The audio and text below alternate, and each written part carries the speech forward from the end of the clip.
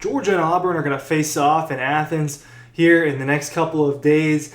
But look, that Georgia-Alabama game, it was legendary. It was one of those matchups. It was just like all the other Georgia-Bama matchups, if we're being honest. And like most of those, Georgia ends up on the losing side of that. Well, even with a big rivalry game this week coming up, it feels like most of the conversation this past week has been about the Georgia and the Alabama game. I did a deep dive. I watched a lot of the film back. Let's talk about the good, the bad, and the ugly of the Alabama game and put it to bed and then move on to the rest of the season for Georgia football. But I thought that, look, you guys get riding home. You get rapid reaction, you get instant reaction. But this is more of a deep dive into what happened in that game. So I'm going to talk about the good, the bad, and the ugly for Georgia in here. And I'm going to start off with the good, and it's just going to progressively get worse, breaking down what happened for Georgia. Stick with me, right? The whole point of this is to tell the truth about the Dawg, so let's do it. Ryan Curley from Dawg Post, newsletters linked down below. Let's not waste time. Let's get into it. The good. And I want to start there because it's one of those things. Give a little compliment and then criticize somebody. Look, the fact that you come down, you go to Bama, you're coming off of a bye week, and then you just get smacked 28-0 with 12:32 showing on the clock in the second quarter. 12 minutes and 32 seconds left in the first half. It was 28-0. Alabama goes in and explodes. What was the good in this game? Well, you saw a couple of things. One, Georgia's going to be able to fight. This is a team that has showed a lot of resilience. This is a team that Kirby Smart is proud of. This is a squad that you can't just write off after one bad half. And you can take a lot of positives away from the fact that Georgia fought back in a game it just shouldn't have been in the first place. I mean, Georgia was getting crushed by the Crimson Tide, just absolutely crushed. And they end up leading the game with 2.5 minutes left. Georgia ended up taking the lead. Milroe comes in, boom, touchdown. They get a throwing touchdown. Milroe gets another rushing touchdown. It just... The scoring was piling on, and Georgia fought back and never let Alabama just make it an absolute blowout. This was on pace to be an all-time disaster for Georgia, an all-time blowout of a top 5 game. That's what it was on pace to be. So I think being able to fight. What's another good thing? Another good thing are the second half adjustments. Georgia, Glenn Schumann, and honestly, this kind of started in the second quarter. Georgia started shutting down Alabama's offense a little bit, right? Obviously, they get a quick score in the second quarter, but after that 12:32, Georgia shut down Alabama's offense pretty well for a long time.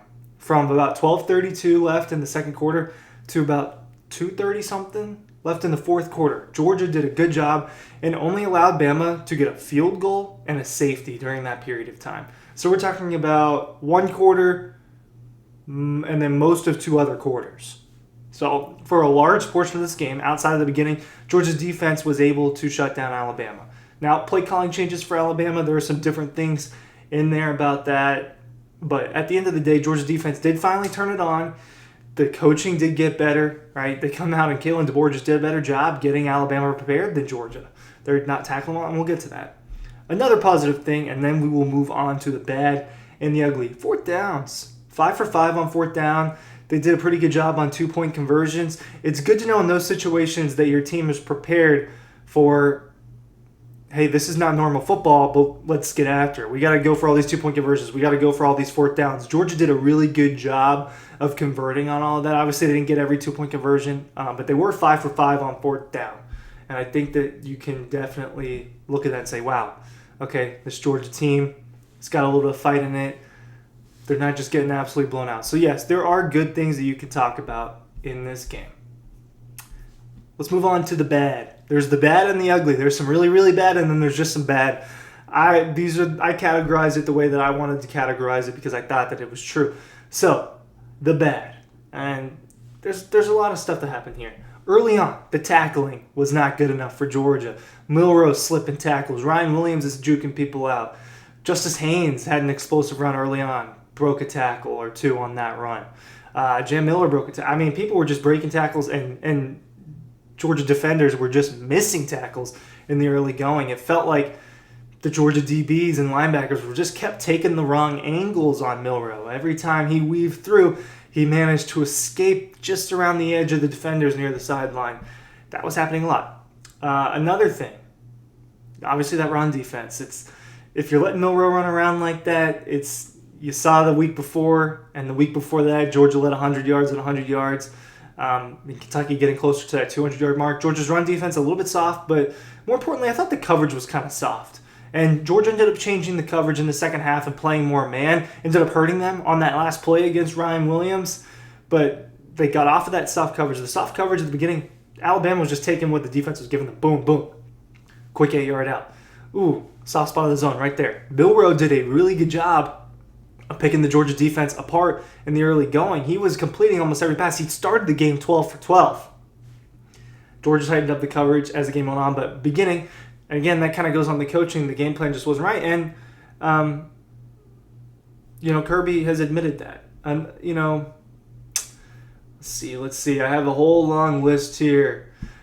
The lack of ability to run, I think, goes in the bad category for Georgia in this game. 12 carries, or 26 attempts, 80 yards. You get the rushing touchdown with ETN. You get the rushing touchdown with Dylan Bell on an end around, but just didn't run the ball super effectively. There were good plays, but there were a lot of just not great plays, and it was kind of similar to the Kentucky game. Georgia just didn't run the ball super effectively. It affects the passing game, especially early on in the game. Georgia's just struggled to light it up through the air in the beginning of the game. Establishing the run is going to be really important. It didn't happen in this game.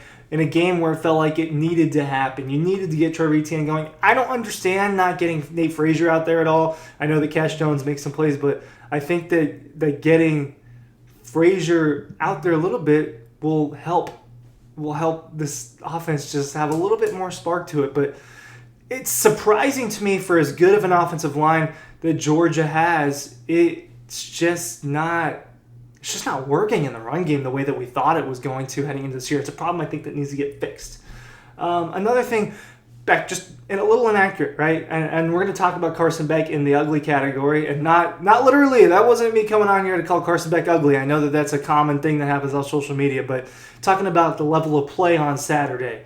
But in the bad category, his accuracy, even on some of the connected balls, like the deep ball to Dylan Bell where he's wide open and Georgia takes the game-winning touchdown. Just a little bit short. Just the placement wasn't elite in this game, and it wasn't great either. So you move on to the ugly. And first, before I talk about the turnovers, because the turnovers are definitely in this category, let's talk about third down. There's a little bit of a counter-argument to this, and Kirby Smart talked about that. But first of all, Georgia was 3 for 15 on third down.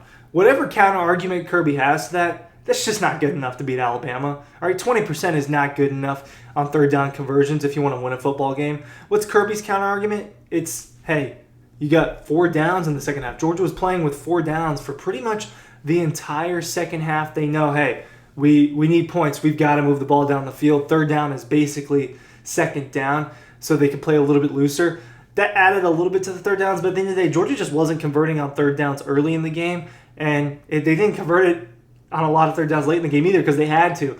It's great to be 5 for 5 from fourth down. It's great to know that your team could do that, but 3 for 15 from third down, it's just not going to cut it against Alabama. And Kirby tried to justify that after the game. I get it. He's right. It's just not good enough.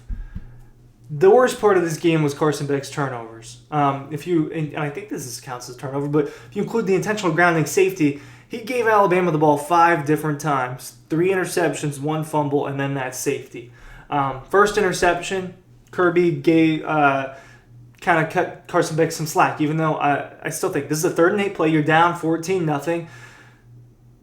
Carson looks. They're on their own 27-yard line. Carson snaps the ball. Tiniest quick look right. Turns. It's supposed to be a screen pass to Arian Smith. Arian Smith did not run the right route. He starts going upfield, and Carson Beck throws it right to Alabama cornerback Damani Jackson. Alabama's got the ball and scores, right? And they go up 21-0. Second turnover was another interception, and this one was really bad. This one, you can't put any blame other than Carson Beck, really. Obviously, if a receiver ran the wrong route, the receiver ran the wrong out, but Carson Beck's putting this ball in between too many defenders.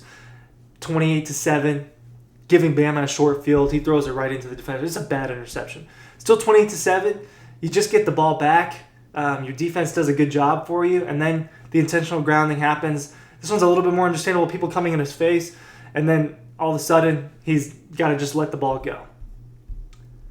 The fumble in the fourth quarter when they're down 33-15 is probably the worst. You've got to have two hands on the ball. You just got to have two hands on the ball. And then that last interception.